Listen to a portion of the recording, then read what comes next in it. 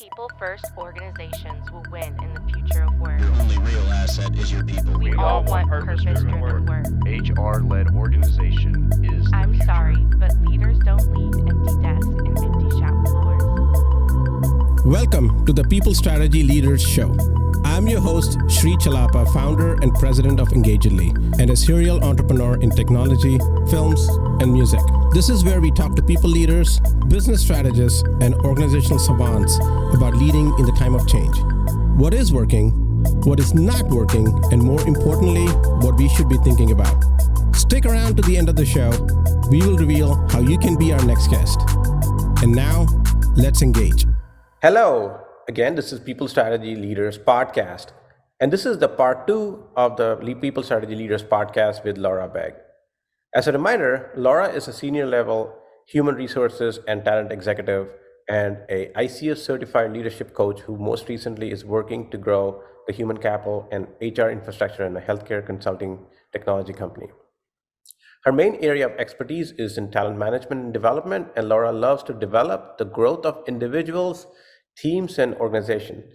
If you saw part 1 of the series, Laura and I discussed the importance of creating a talent philosophy and engaging the right people across the organization to do so. We are coming back here today to discuss how to start that process and then move into the steps to creating a talent strategy. Well, welcome back, Laura. It's a pleasure to have you back. Thank you, Sri. It's great to be here with you again. Awesome. So we talked a lot about talent philosophy in the last discussion we had. To really drive all the talent practices, the procedures, and the culture of the organization. Can you remind us why that is important again? Yeah, sure. So if you just look at this in a few digestible bites, the importance of having a talent philosophy is significant in a number of ways, and your previous listeners will remember this. But first, the business is going to find it so much easier to navigate forward with a strategic framework that outlines the organization's beliefs, their principles, their strategies, all of which relate to attracting their talent within the organization and from outside the organization. So everyone is looking at the same roadmap, right? There's no inconsistency. Second, your strategy helps retain employees. So a talent philosophy promotes employee satisfaction, engagement, retention by creating a supportive and an inclusive workforce where policies are consistently applied, they're applied without bias, that you reduce ambiguity, and you increase fairness and enhance fairness across the organization. There's no misunderstanding about how things are done. Third, it includes practices that are in sync with the organization's strategic objectives by assuring alignment with the business goals, and that was emphasized heavily in our part 1 discussion. And a good philosophy is also an adaptable one, and so allowing the organization to adapt to the changing business needs and workforce dynamics and contributions is also a key part of that philosophy. And then finally, because it's important because really what you can do is differentiate your company as a standout in the job market. So everybody wants to be considered an employer of choice. This helps to get you there. And as I mentioned in the last discussion, it's critical that the talent philosophy be part of that overall business strategy and agreed upon at the highest levels of the organization. And so that really is your starting point. Yeah, so basically, the strategy is the actual meat of the work, right? Whereas the philosophy is the conceptual framework or the paradigm for the organization that organization need to have a philosophy first. Is that correct?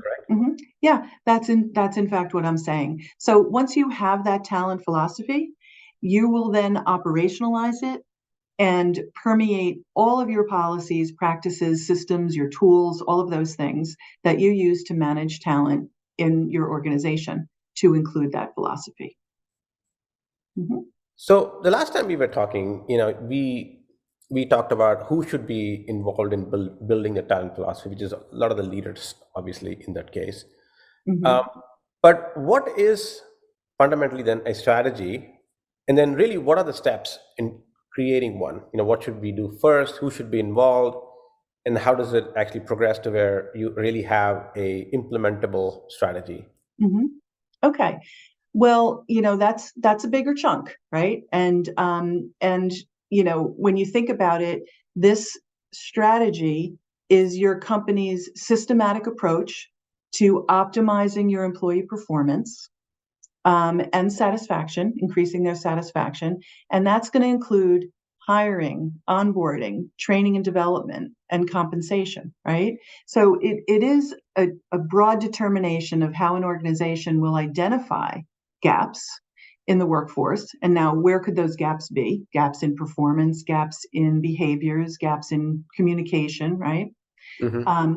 In hiring employees to fill key positions, and that's your policies on attraction, promotion, succession, right? In differentiation of rewards, right? And that's your compensation practices. I like to include learning and development as a reward in some cases. So there's that. And then, whatever other recognition you have. And then assessment and retention programs, and keeping employees engaged and motivated to achieve. And those would be your engagement efforts and your efforts on developing your culture.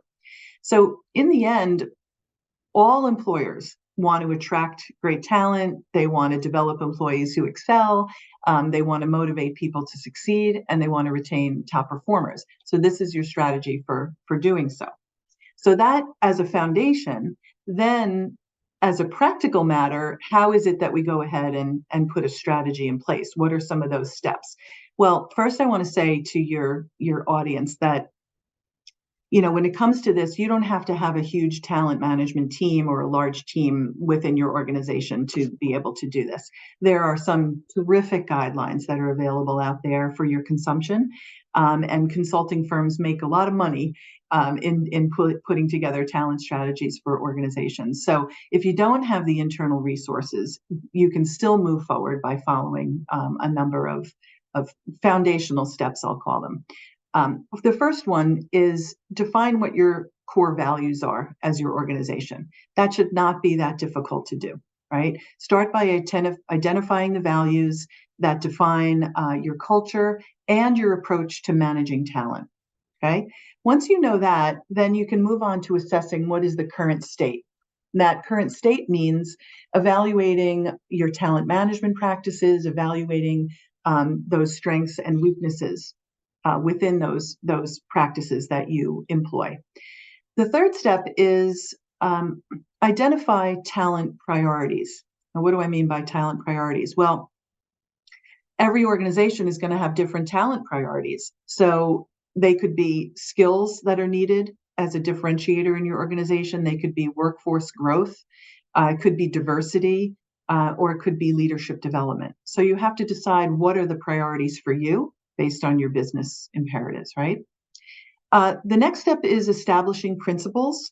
And what you can do there is just formulate some guiding principles that reflect your values and your priorities. And these should address recruitment, onboarding, performance, and employee development, right?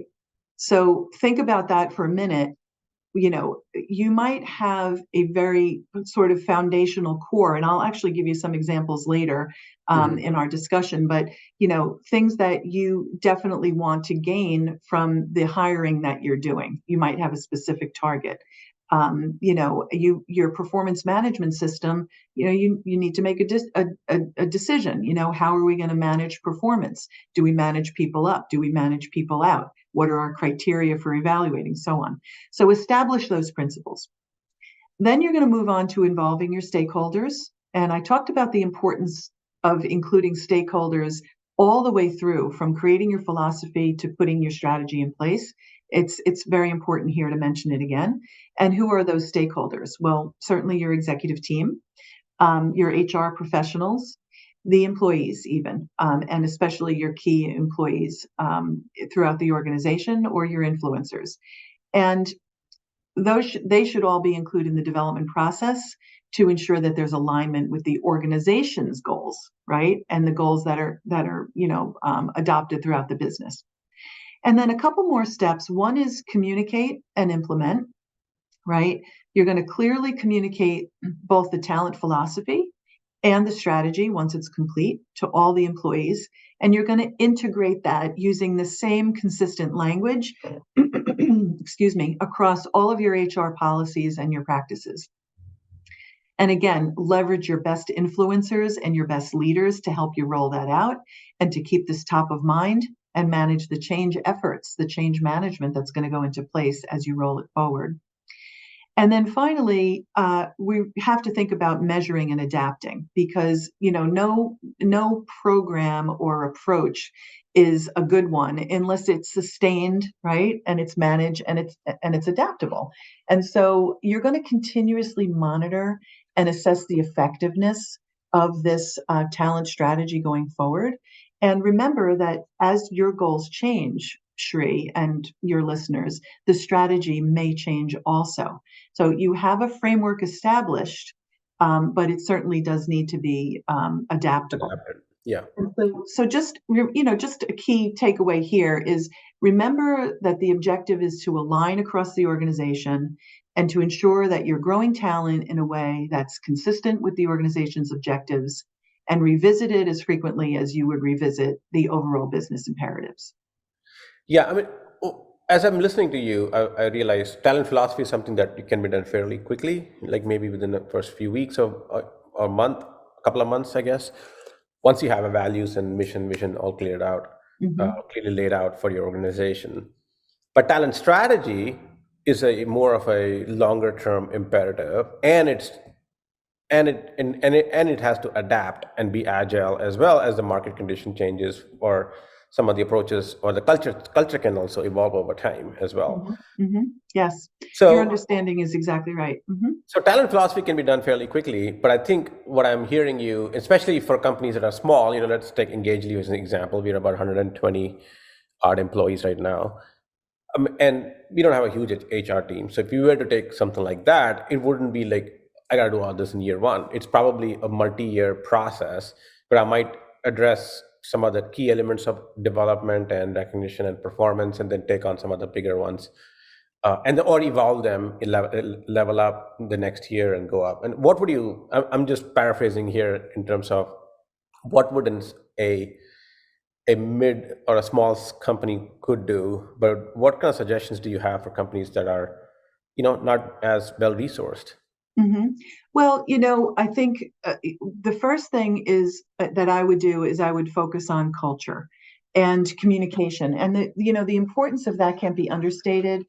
You may not have a lot of team members to help you to put together, to revise all your policies or do what have you. But I think it's a perfect opportunity, actually, for a company that's small and growing to start with this as a foundation and to grow with it. And so if I were doing a startup, which may in fact be exactly the case, but if I'm doing that right now, then what I'm doing is I'm thinking about, well, what is the overall mission of this organization, and what is it that we want to achieve?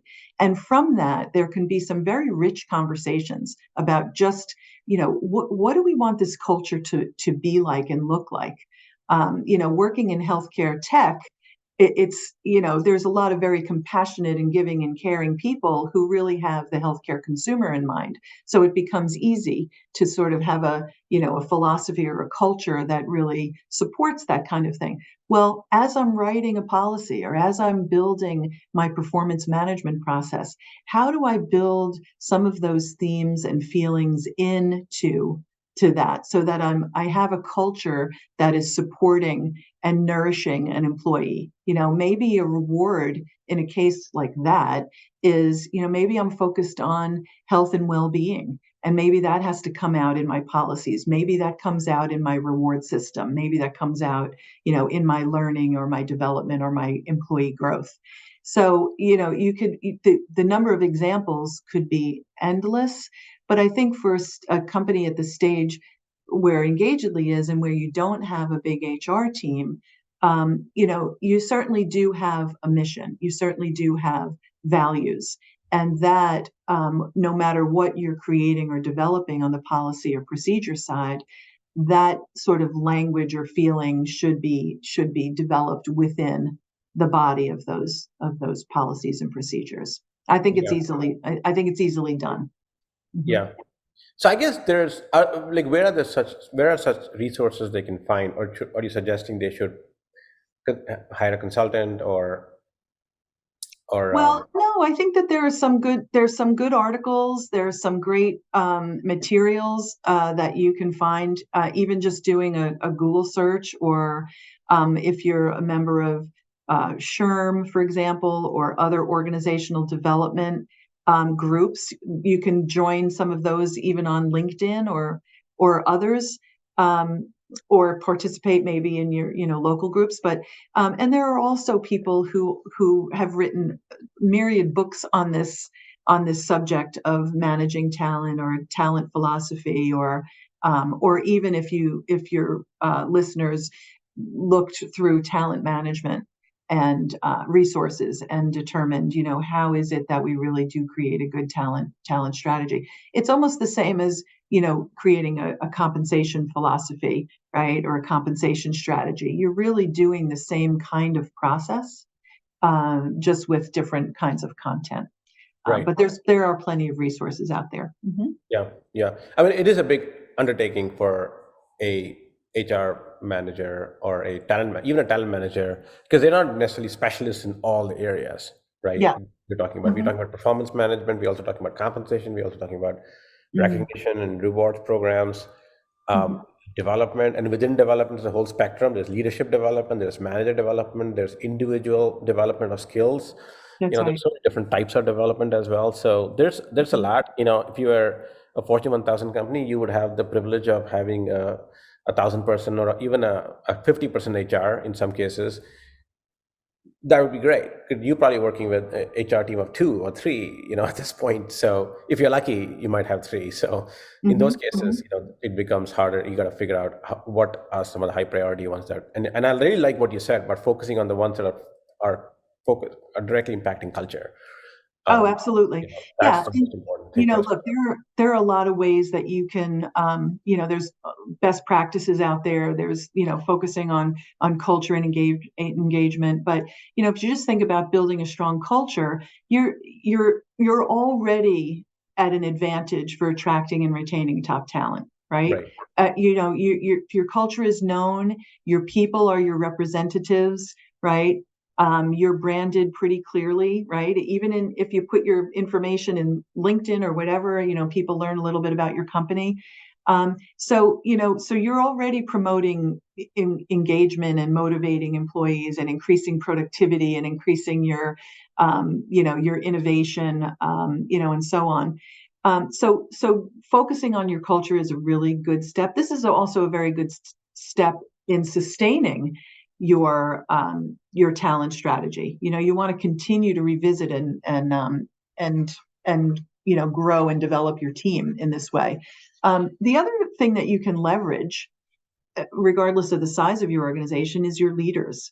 And I firmly believe that the leaders really have a very strong. We frequently have leaders as technical talent, technical lead, and they've sort of grown into leadership roles, and they're not really versed, or they're growing in the area of being able to be the strong leader and the spokesperson for things like culture and engagement, and they're learning that as they go, right? And so in bigger companies, they may be there, they may have that skill set, they may be hired for that skill set. In smaller companies, they're developing that, but we can hold leaders accountable early on for being that culture lead, if you will, and for making sure that they are giving employees time, not only that they're good listeners and they're good managers, but they're carving out time, they're creating innovation moments and things like that. So leaders as a differentiator, I think, are another way that people can go, and also to help sustain the talent strategy. And then a few other ways that you can sort of sustain that too, and leverage what you have internally, is make sure that you have a really good onboarding process. Onboarding is not day one orientation. I have to make sure that's clear. Onboarding is really an engagement process, and one where the goal of the organization, of course, is to get people ramped up as quickly as possible so that they can be high performing as soon as possible. But how you do that is so critical. And you want to just embrace people from the moment that they've said yes, and they're still at home. They haven't even stepped into the virtual workplace or the physical workplace yet, all the way through certainly their early part of employment, and then beyond through their employee life cycle. But you want to reduce challenges for them early on, make a very smooth pathway for them so that you help them to ramp up quicker. And then the other simple things, create growth opportunities, right, for employees. And that doesn't mean, oh, we have an LMS and you can take a course or go take a course. That is the sort of, in my view, the sort of the weakest form of developing an employee. And it doesn't show that you're truly invested in the employee, so that they invest in you, right? So I'm talking about things like, helping to shape their career path. Maybe having them assigned an advocate or an ally or a mentor early on, someone who's going to help guide them and help them with their growth area. Of course, then you need to embrace diversity and inclusivity. That goes without saying. And this ultimately is going to boost innovation in the workplace, right? Yeah. And enhance communication. And then one last thing I'll mention, and then I'll give it back over to you, and that is, you want to measure. You want to make sure that you're creating some kind of, KPIs or what have you, and using them to gauge employee performance and provide support where gaps are shown. And I say provide support because, if we haven't done all those other things, like brought them on well, educated them well, given them an ally, all of those things, then we shouldn't be condemning them and looking to move them out of the organization early on. That's a huge culture killer. And it's also a huge drain on an employer's, staffing budget, when you have to then go out, and you have high turnover in year one. You really need to examine your data and your human analytics and see, what's going on there and address things there that can be corrected to improve your culture. Yeah. And so one thing is, we talked about it has to adapt over time. Like, how do you know if your strategy is no longer relevant? Or I guess, or how do you stay relevant, with the changes? Yeah. Well, all of those things that I just mentioned, you can do. And that's how you're going to basically sustain your strategy by doing that. But the other thing is that you really need to be looking at the return on the investment in your time. So if you've created new practices relating to recruitment, and staffing, are they working? Are you getting, get the feedback from your new hires, get the feedback from your hiring managers, make sure that you're looking critically at that data. Are you looking at your employee engagement data? Are you even obtaining employee feedback? Figure out a way to do that. Make sure that you're doing it regularly and that it takes priority. Have you changed your communication practices? People want to be informed. So look at your systems and your methodologies for how people are getting information on just fundamentally the performance of the business. How's your business doing? Are you reaching out to your team once a month and, informing them, this is how we're doing, this is our growth, this is where we're not doing so well. Here's where I would really love to engage people more to contribute, right? So you're assessing over time, both through analytics and through other perhaps qualitative measures like outreach or small groups, or just if you're a small company, going in and sitting in on some team meetings or some leadership meetings and asking very specific questions. We've put this in place. How is it working? What do we need to tweak? What's working? What's not going well? So it's a lot of communication, quite honestly, and connection directly with the workforce. And good business partners on the HR side will be doing that, but it can't be only human resources. It has to be a clear strategy all the way to the top of the organization. Right, right. And whenever HR drives a change without active involvement from leadership, Yes, the chances of success go the opposite direction. that's exactly right. It's been time and time again. Mhm. Mhm. You can't tell HR, hey, I want you to improve our engagement. Go do it. Mhm. you know, Right, right. you can go and run a rewards program, do it. And that never works. But Right. so I know we are running close to the time here. But what are some of the key things on talent strategy that I haven't asked you, or that you want to really make sure we highlight here? Well, I thought it would be fun to actually, in the last session, we talked about talent philosophy, and I think I gave a couple of examples Right. of a That'd be great. talent Yeah. of a talent philosophy. And I know that I shared Google, and I think I also shared Netflix. Yes. Yes. So I wanted to now share a little bit of their talent strategy, and I Okay. thought that might be a nice comparison. So Google comes up all the time. I like that they're doing this work, but so their philosophy, just as a refresher, hire smart, ambitious people and allow them to do their best work. And that was their philosophy. So when you think about their strategy, Google's talent strategy is, quote, 20% time. Have you heard this? Yes. Okay. Yes. So, their co-founder back almost, whatever, 15 plus years ago, put this 20% time initiative forward. And this was an approach that required employees to take 20% of their time, their work time, doing something that would benefit Google. Now, of course, it wouldn't just benefit Google. There were a lot of other returns on this philosophy. So, but this could be a project that brought immediate value to the company, or one that, generated long-term results. But with that 20% time, they hoped to improve employee engagement and allow them to be a little bit more innovative and creative. So what was the result of them doing this? Better learning and development. So the 20% time gave Google's employees an excellent opportunity to learn and to try new things. So they saw an increase in innovation.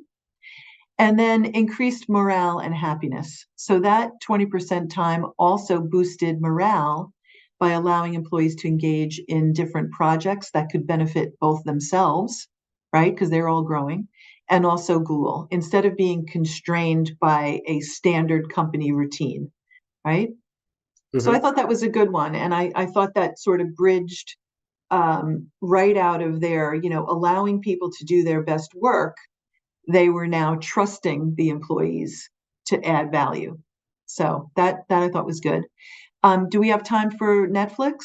Yeah. Let's take one more example. I love Okay, Netflix. so yeah, Netflix. So Netflix's philosophy was high performing culture, right? They were all about, hiring the top talent and retaining them, right? For a high performance culture, if you recall. So their strategy then became freedom and responsibility culture. So what did that mean for Netflix?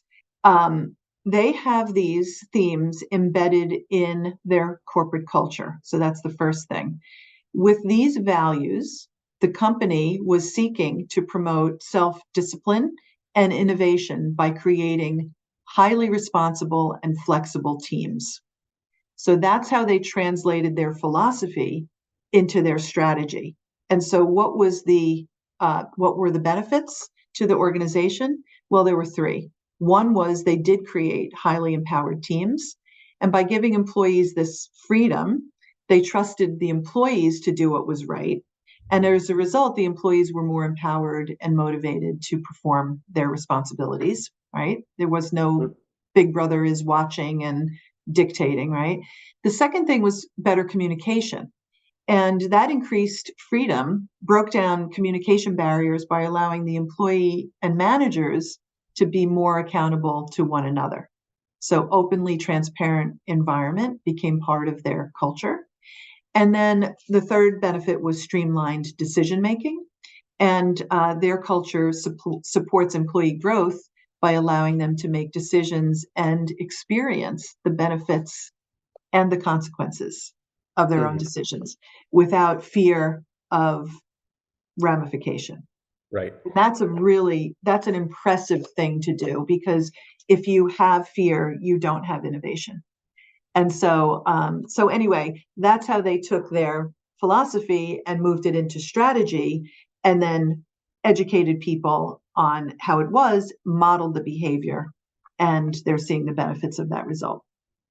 That's really awesome. And obviously, Netflix has evolved so much over the years, and it continues to fight a very tough battle, and it seems to be doing well, even with all the competitive streaming networks now and other challenges that they face. But I mean, I know people, every day telling me, turn on this Netflix series, turn on that. It's almost taken the place of going out and seeing a movie.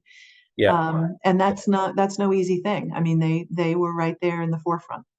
Yeah. Well, Laura, it's been a pleasure having you. I could sit here and talk all day long. Maybe we'll reconnect after you spend a few months in the startup that you are going to be doing and working in, and see how that environment has some stories to tell for us to be on a podcast. And maybe we'll do one specifically on a startup, like a really small startup that's going to have rapid growth, hopefully. Well, I would love to do that. I know that I'm going to learn a lot. I always look forward to learning, and I am also always happy to share what I know. Yeah. Awesome. Well, thanks, Laura. It's been a pleasure. Yes. Thank you so much, Sri. Good to see you. Bye. Bye. Sri Chellappa here. Thank you so much for listening to the People Strategy Leaders podcast. If you are a successful leader or a people strategist who would like to be on this program, please visit engagedly.com/People Strategy Leaders podcast. If you got something out of this interview, would you share this episode on social media? If you know someone that would be a great guest, tag them on social media to let them know about the show, and include the hashtag People Strategy Leaders. I love seeing your posts and guest suggestions. We are regularly putting out new episodes and content. To make sure you don't miss any episodes, go ahead and subscribe. Your thumbs up, ratings, and reviews go a long way to help promote the show and mean a lot to me and my team. Want to know more? Follow me on LinkedIn and Twitter @Sri Chellappa. Thanks for listening. We will see you next time. And thank you to Patrick Ramsey, sound engineer at Kalinga Production Studios, for recording and mixing this show.